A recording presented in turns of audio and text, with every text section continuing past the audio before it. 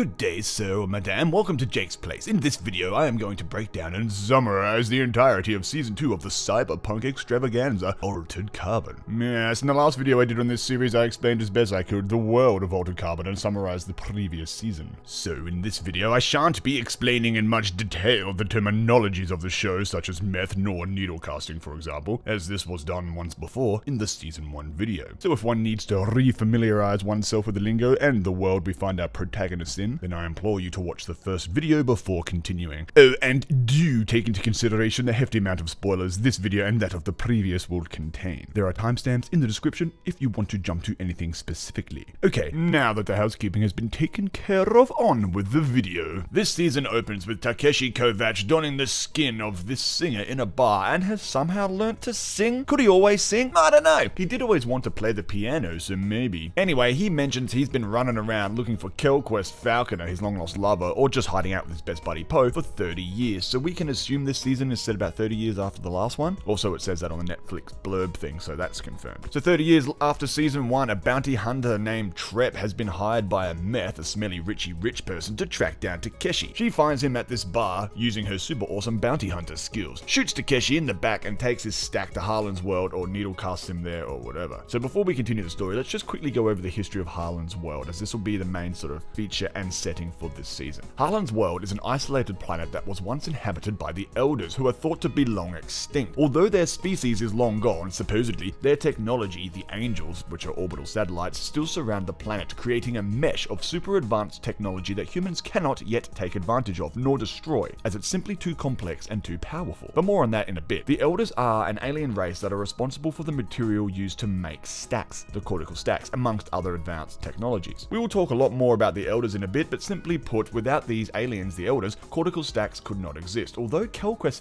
invented the stacks so she could travel the universe unbound by mortality, the material used to create the stacks was alien. Harlan's world was colonized by humans hundreds of years ago. A colony led by Conrad Harlan, hence the name, were the first to arrive via generational ships. This was before the invention of cortical stacks, so old school space travel was needed to get there. It took a very fucking long time. Once the colony arrived, they found alien babies underground in pods, baby Elders. The scans of the planet must have missed them, as apparently they only scanned the surface, didn't scan underground or something. I don't know how that works. But anyway, there was a protectorate protocol in place at the time that if a planet was inhabited, they must report it directly to the protectorate. If you make first contact, you have to call the authorities, which would result in Conrad Harlan losing his charter. In other words, if Harlan and the gang report the alien life, which was mandated, the protectorate would take over the planet and Harlan would lose everything, the planet, its resources, and its wealth. Now, he spent half his life on a ship traveling there, and he's not about to give it all up and get back on another ship. So he and the gang brutally murder all the alien babies and claim the planet as their own. This is the basis for Season 2 of Altered Carbon, but more on that in a bit. So after mashing all the alien babies, Harlan's world becomes quite wealthy as they start to mine the shit out of it. It's full of the resources that are used to make the cortical stacks, therefore it's a very rich planet. This eventually leads to cortical stacks being invented, Harlan's family becoming the ruling family of the planet, the uprising led by Quellcrist, which we see in Season 1, Takeshi being kidnapped by Trep the bounty hunter and brought back to Harlan's world, and the story in Season 2 that I will now detail. So Takeshi was once again hired by a meth named Horace Axley, played by Michael Shanks. Just quickly, as a huge Stargate fan, I was so excited to see Shanks in this series, but then sad when he was killed off almost immediately, but more on that in a bit. Axley needed protection from an unknown enemy, and in his words, there is a war going on. He offers Takeshi a sick new combat sleeve, played by Anthony Mackie, or more like Anthony Jacked E. Dude is fucking shredded! And he has some new dope upgrades too, like fast healing, increased speed and strength, magnetic resonant guns or something, but he can't get drunk, so like that's a bummer. Like, is it even fucking worth it? I mean, maybe? I don't know. Probably. Nah. I like me beer. Actually also offers Takeshi the location of his long-lost lover, Quellcrist. So of course, Takeshi agrees, but shit goes south almost immediately. When Takeshi awakes in his new super-duper body, everyone, including Axley, is dead or dying, and Takeshi is smashed unconscious by an unknown entity. Turns out Axley's backups were erased too, like whoever killed him also managed to erase his backups. Remember how in season 1, super rich fuckfaces routinely back up their stacks so that if the stack in their neck is destroyed, they can download a copy of their, for lack of a better word, consciousness into a new one and off they go again? So whoever created this bloodbath also has some kind of weapon that completely erases all copies of the meths. Total decimation, the real death as they call it. So what the flying flip and flop is going on, man? Instead of going through each episode detailing every single event, I'll just cut to the chase and cover the most important events that I think are the most important events. If I have missed something or fucked something up, or if you have a question, then leave a comment. I know you will, so let's rock and roll, baby. In season 1, we learned that Takeshi's sister Raylene, who was a big poopy bottom, supposedly backed up Quellcrist, as in she faked Quellcrist's death, which in turn made Quellcrist into a martyr, which in turn spawned a religion of sorts. So everyone except Raylene thought Quellcrist to be dead, and at the end of season 1, Raylene, before Takeshi scatters her brains around the room, tells Takeshi that Quellcrist is actually alive. Since then, Takeshi has been searching for Quellcrist, following clues and singing songs, I guess. We learn that Raylene trapped Quellcrist on Harlan's world, surrounded by the ancient alien tree of the Song Spire. Remember, Raylene is really messed up inside her brain hole. Her cheese has well and truly slipped off her cracker, so she tortures Quellcrist for years by keeping her in solitary confinement. And by years, I mean like hundreds of years. But eventually the events in season 1 take place and Raylene gets the real death. But Quellcrist is trapped eternally, hopelessly it seems. But not quite. We learn that the ancient Song Spire tree has some kind of avatar-like networking going on. The elders can link into the tree, or the tree can store memories and consciousness and souls, if you will. And don't at me for using the word soul, you fuckbums. I'm using it in a colloquial sense, not a religious one, as in one's own mental makeup or whatever, one's own metaphysical composition, if you will. So leave me alone and stop getting hung up on semantics, you twats. Anyway, an elder's ghost thingy is trapped in the tree, or lives in the tree, as was its purpose, I suppose. This whole area is kind of like an elder nursery. Then a few hundred years later, some followers of the teaching of Quellcrist, known as Quellists, tracked her down in the tomb and blasted their way in. This cut some of the roots, it would seem, leaking the data or the ghosts or whatever you want to call it, alien super gooey data stuff. It got into the Quellists, but their minds were too weak to handle it, and it killed them, kinda. It corrupted their stack. But this dude fell onto Quellcrist, who was left in cryo by Raylene, and the elder transferred into her. Quell, being a bad motherfucker, had spent her life mastering her mind and was able to contain the powerful elder instead of dying right away, but it took its toll, her memory, and is slowly breaking down her stack as well. The dude who was the Quellist that fell onto Quellcrist was the brother of the bounty hunter, and that's how the Funky Bunch found out about it in the first place. So now, what was thought impossible has happened. There are two entities inhabiting the one cortical stack. Oh my gosh. This caused a lot of conflict in Quellcrist's mind. Occasionally it would seem that a bit of the old Quellcrist would pop in and out, but most of the time it was the elder controlling the body. So what does an elder do after possessing a badass body and having witnessed all her babies being slaughtered? It goes on a rampage and starts bumping off the meths, especially those responsible, those who took part in the original genocide. This is why Quellcrist seems to be murdering all the Richie Riches, and why she seems to have no memory. It was because she was more or less possessed by a vengeful ancient alien ghost. Kinda. Not really a ghost, but kinda. We also learned that she made a deal with the elder, Kell's body, for vengeance, and then mercy. See, the elders are super powerful. Perhaps the elder wanted to wipe out all of humanity, a feat quite possible given their technological advancement. At least she can blow up the whole planet, Harlan's world. But Kell, being the badass motherfucker that she is, convinced the elder to spare humanity, and in return she can use her body to murder just the few that murdered the alien babies, a sacrifice for the sake of humanity. And so off they went, bumping off meths left, right, and center. So that explains Quellcrist and the murders, but what's up with this smelly poo face? Danica Harlan is the daughter of Conrad Harlan, the dude who conquered the planet, colonized the planet originally. She was born years after the planet was colonized and after stacks were invented. She killed her dad because, like most meths, she's a greedy piece of shit. Conrad was supposedly selling the minerals, the planet's resources, out from under them. And Danica, I guess, seeing her inheritance, which isn't really a thing anymore since most people never die, but I guess seeing her potential wealth being what she believes to be squandered and funding the Protectorate, which are also a big, evil, nasty bunch of smegs, whom she, like many others, doesn't like very much, she decides she wants to be the leader leader of the planet, so she murders her father and then covers it up, saying that he turned super religious and ran away to hide in some VR construct, a place of peace and reflection. This, of course, was total bull turds, but more on that in a bit. Danica's motives were pretty clear and easy to understand. She craves power and was dumb enough not to take the threat of her real death seriously, and the inevitable took place. She done gone got died. But we still need to address her character a little more before this video ends, so more on that in a bitty bit.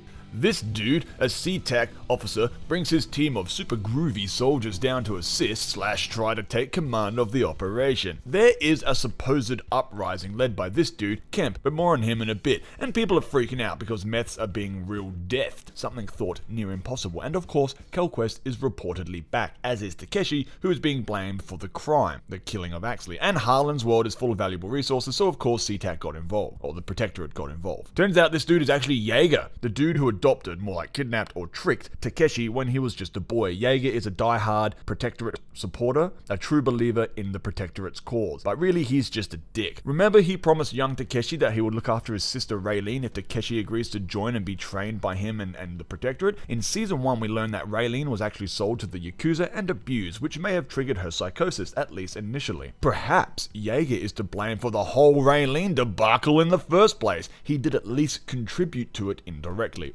Or directly, I don't know. While trying to track down Takeshi, Quellcrist, and the weapon capable of real-deathing meths, Jaeger downloads a backup copy of Takeshi into his birth sleeve, or at least a clone of it. This is called double sleeving, and it's super illegal. But this backup copy was from a time hundreds of years ago, before Takeshi even met Kell. Remember, it was the teachings of Kell, along with his love of his sister, but also the Kell teachings, that convinced Takeshi, a SeaTac soldier at the time, to turn on his brethren and join the resistance. So prior to meeting Kell, Takeshi was a die-hard supporter and committed soldier of SeaTac, like maybe the most badass soldier SeaTac or the Protectorate has ever created. So when this fanatical version of Takeshi was uploaded into his birth skin and confronted by Jaeger, the man who trained him and in his mind his commanding officer, of course he took his word and followed his orders and started to track down the original Takeshi, who he believes has gone fucking crazy. It was only when he met Kell and saw what was really going on, how his sister was a fuckface and how Jaeger is a lying knob glob and so on, did he again flip sides. Okay, time to have a quick break, go do a wee-wee, grab another glass of wine, and let's get stuck into the final events of Season 2. And what the hell's been going on with Popo? Po was disintegrated last season by this lovable little scamp, but it turns out he was not deleted, so that's cool because I love this character. Portrayed brilliantly and written exceptionally, Po is by far one of the better characters in Altered Carbon, I believe. So in this season, a byproduct of his molestation is that he is now corrupted. His data is decaying, which causes brain farts to occur at an alarmingly increasing rate. Poe's disorder is deteriorating and it's all very sad, as he clearly has sentience and is experiencing, perhaps for the first time, mortality. The thing is, Poe can reset and his data will be fine again, but it will reset everything. His memories would be wiped. So even though Poe is digital, he understands that his true makeup, what makes Poe,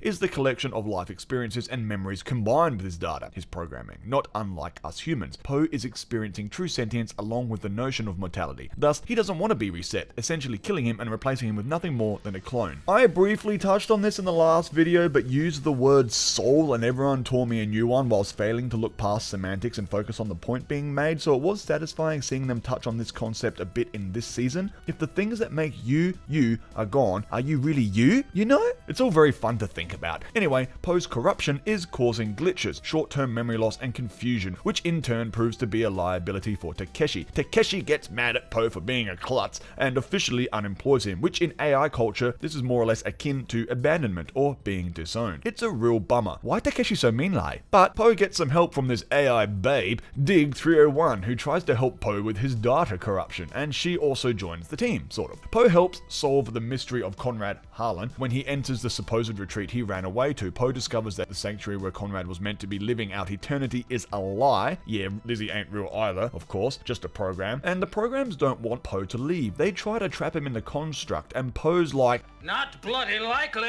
and ends up destroying the place by spreading his corruption around. Classic Poe. As the season comes to an end, Poe is almost completely fucking fucked due to the data corruption, but decides to reset after one final act of glory. But more on that in a bit. So the whole lot concludes like this. Danica killed her dad to gain power, covered it up, and then faked a rebellion, faked a war, and then faked a peace treaty to gain popularity in order to solidify her power. That's who this dick is. Kim, a fake rebellion rebellion leader hired by Danica, Smeg. Real people died in her fake war. After this is revealed and after the gang find out that Quellcrist is sharing 2 minds within one stack, the gang hatch a wild plan to separate the 2 minds. Poe and Dig build a virtual construct with a super duper firewall to contain the Elder mind while Quellcrist can pop back into her sleeve. At least this is the plan. All the while, Takeshi's former commander Jaeger, a total diehard protact boss dude, has been trying to track down Kel, the meth killer weapon, and Takeshi, which we mentioned earlier. Jaeger and Takeshi Prime, which is what we call the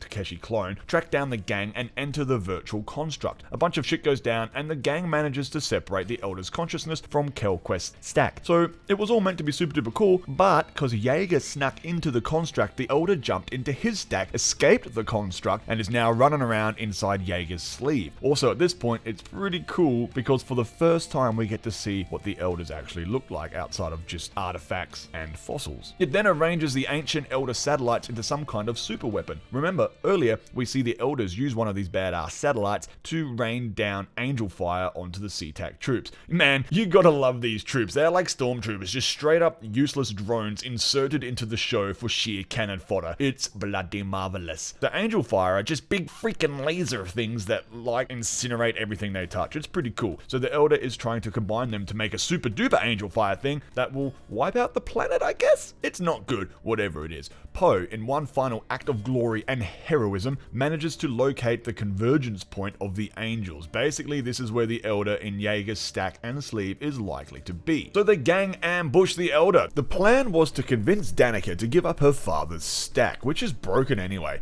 Conrad is long dead, but the gang hopes that if they give up the last of the original colonist stack to the Elder will be satisfied that justice has been served and leave the rest of them alone. Failing that, Quellcrist will kill Jaeger, forcing the Elder's ghost thing into her. She will then use the Elder's control over the satellites to rain angel fire onto her, killing her and the Elder once and for all, saving the planet and all those living on it. And plan A seems to be working, but then Danica, being the greedy bitch that she is, decides to double cross everyone and start shooting, failing to realize that if she kills the Elder, it will simply jump into another body. She is a non-believer. She calls it a fairy tale. So the Elder comes to the conclusion that all these human pig dogs are a bunch of jerks and decides to kill them all, starting with Danica, who gets her brain melted, giving her the real death.